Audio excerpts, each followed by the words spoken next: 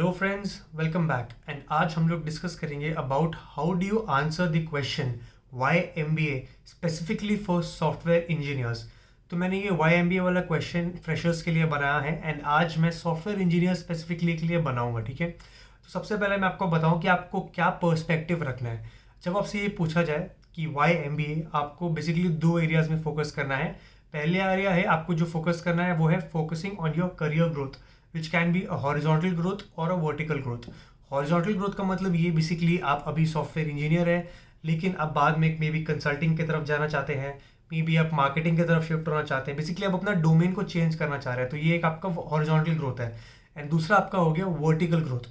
Vertical growth का मतलब क्या हो गया? बेसिकली आप सपोज आप अभी एक सॉफ्टवेयर डेवलपर है, किसी एक टेक्नोलॉजी स्टैक में आप अभी काम कर रहे हो, आपको फिर प्रोजेक्ट मैनेजर, बिजनेस एनालिस्ट, फिर आपको एक मैनेजर वाले रोल में काम करना है, जहाँ पे आपको एक टीम दी जाएगी डेवलपर्स की। बेसिकली आपको लीड के ऊपर वाला रोल जो मैनेजर होता है उस पर्टिकुलर रोल में जाना है किसी भी आईटी कंपनी या किसी कंसल्टिंग फर्म में। तो ये हो गया आपका वर्टिकल ग्रोथ। तो एमबीए जब आप करने जा रहे हो तो आपको बेसिकली करियर ग्रोथ के ऊपर फोकस करना है एंड आपको अपनी लर्निंग के ऊपर भी फोकस करना है कि आपको एमबीए क्या क्या चीज़ सिखाएगा और किस तरीके से आपको ये चीज़ से सिखाएगा एमबीए कि आप ये वाला पर्टिकुलर टाइप ऑफ रोल जो आप एस्पायर कर रहे हो आफ्टर योर एमबीए, उन रोल्स को अचीव कर सको एंड उन रोल्स में आप एक्सेल कर पाओ। तो सबसे पहले हम बात करते हैं कि आपको इंटरव्यू को क्या बताना है। जब आपसे ये पूछा जाए कि आपको एमबीए क्यों करना है, सबसे पहली चीज़ जो आप फोकस करके बताएंगे कि being in an MBA college in 2 years allows you to be a part of a system with a plethora and myriad variety of students who come from various disciplines and different levels of experience in their own industries and in their own careers। अब जब आप MBA करने जाते हो तो अलग अलग type के स्टूडेंट्स होते हैं। डॉक्टर्स होते हैं, इंजीनियर्स होते हैं, बीकॉम के होते हैं, बीबीए के स्टूडेंट्स होते हैं, साइकोलॉजिस्ट होते हैं, लिटरेचर बैकग्राउंड से होते हैं, फैशन बैकग्राउंड से होते हैं, बेसिकली बहुत सारे myriad type of areas and expertise से स्टूडेंट्स होते हैं। तो उनके पर्सपेक्टिव, उनकी इंडस्ट्रीज़ में, उनकी फील्ड्स में क्या चल रहा है, उनके एक्सपीरियंसेस से आप क्या क्या सीख सकते हो, वो आपको एक नई अपॉर्चुनिटी मिलती है सीखने की। ठीक है, तो ये बेसिकली हो गया learning from your peers and through networking. Next आप ये बता सकते हो कि आप अभी as particular point of time पे किस टेक्नोलॉजी पे काम कर रहे हो, किसी स्पेसिफिक एप्लीकेशन पे, किसी स्पेसिफिक इंफ्रास्ट्रक्चर पे काम कर रहे हो सकता है कि आप साइबर सिक्योरिटी में काम कर रहे हो, बैक एंड डेवलपमेंट पे काम कर रहे हो, फ्रंट एंड डेवलपमेंट में काम कर रहे हो, टेस्टिंग में काम कर रहे हो। तो अभी जो आपका रोल है वो बहुत टेक ओरिएंटेड है, टेक्निकल ओरिएंटेड है। आप जो काम कर रहे हो that is specifically pertinent to that particular application and that specific technology on which you are working in that application.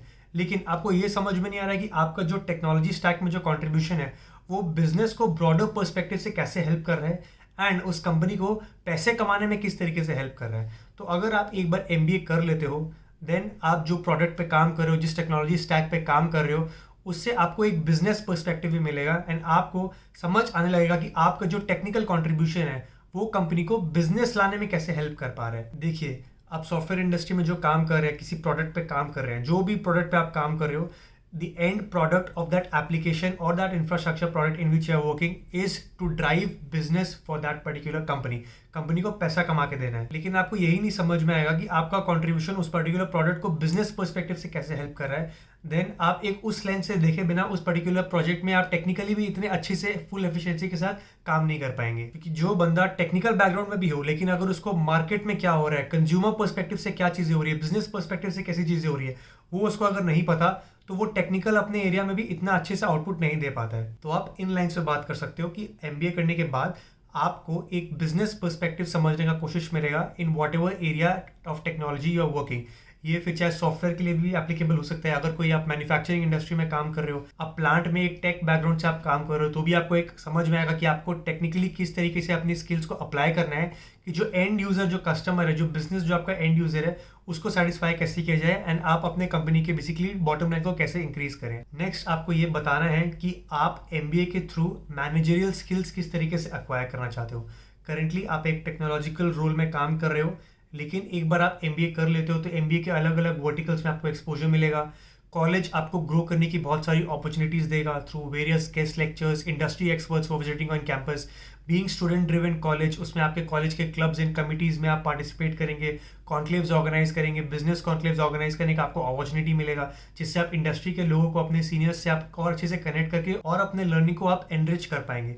तो all these things are going to help you become a better manager. तो अभी आप suppose आप technical field से आ रहे हो and अगर आप फ्यूचर में किसी एक कंपनी में जॉब कर रहे हो तो टेक्निकल के साथ साथ आप एक मैनेजरियल पर्सपेक्टिव भी वहाँ पे दे सकते हो एंड आपका ग्रोथ ट्रेजेक्टरी थोड़ा और अच्छा हो जाएगा, क्योंकि आपके लिए प्रोजेक्ट मैनेजमेंट, बिजनेस एनालिसिस वाले टाइप के रोल्स भी आपके लिए ओपन हो जाएंगे। तो आप इस चीज़ के बारे में भी बात कर सकते हो। एक और एस्पेक्ट, थर्ड एस्पेक्ट जिसके बारे में आप बात कर सकते हो वो ये है कि आप सपोज अभी किसी पर्टिकुलर ऑर्गेनाइजेशन में एज अ टेक काम कर रहे हो, एज अ टेक पर्सन काम कर रहे हो। एमबीए करने के बाद आप 4-5 साल और काम करना चाहेंगे फ्रॉम अ बिजनेस पर्सपेक्टिव। आप जिस पर्टिकुलर स्किल स्टैक पे काम कर रहे हो उसका एक बिजनेस लर्निंग देखना चाहेंगे एंड आप उस इंडस्ट्री में 4-5 साल काम करना चाहेंगे अंडरस्टैंड करने के लिए कि वो इंडस्ट्री किस तरीके से ऑपरेट कर रही है। एंड प्रोबेबली उसके बाद you would want to get into an entrepreneurial venture of your own. आप एक खुद का एक छोटा सा बिजनेस स्टार्ट करना चाहते हैं, फिर चाहे वो B2B हो, P2C हो, आपके टेक्नोलॉजी के अराउंड रिलेटेड हो, उस पर्टिकुलर कंपनी से रिलेटेड हो जहाँ पे आप काम कर रहे हो, वहाँ पे आप एक छोटा सा एक बिजनेस, खुद का एक एंटरप्राइज खोलना चाहते हो जहाँ से आप लोगों के लिए एम्प्लॉयमेंट जनरेट कर सकते हो। तो ये भी आपका एक एंड ऑब्जेक्टिव हो सकता है, मे बी शॉर्ट टर्म के लिए नहीं, ओवर 5 to 7 ईयर या 10 ईयर लॉन्ग टर्म प्लान हो सकता है आपका एक एंटरप्रेन्योरियल वेंचर करना।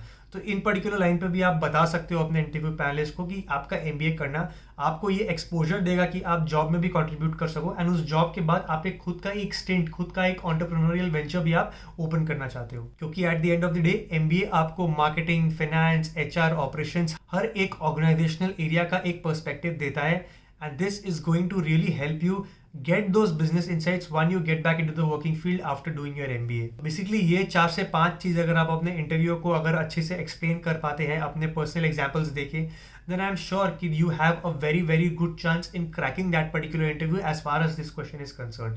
अगर आपको ये वीडियो अच्छा लगा तो देन प्लीज़ मेरे वीडियो को लाइक करें। अगर आपको कोई और स्पेसिफिक टॉपिक के बारे में जानना है तो मेरे को कमेंट्स में लिख के बताइए किस पर्टिकुलर टॉपिक्स के बारे में मैं वीडियो बनाऊँ। And till then stay tuned for my next video and have a great day.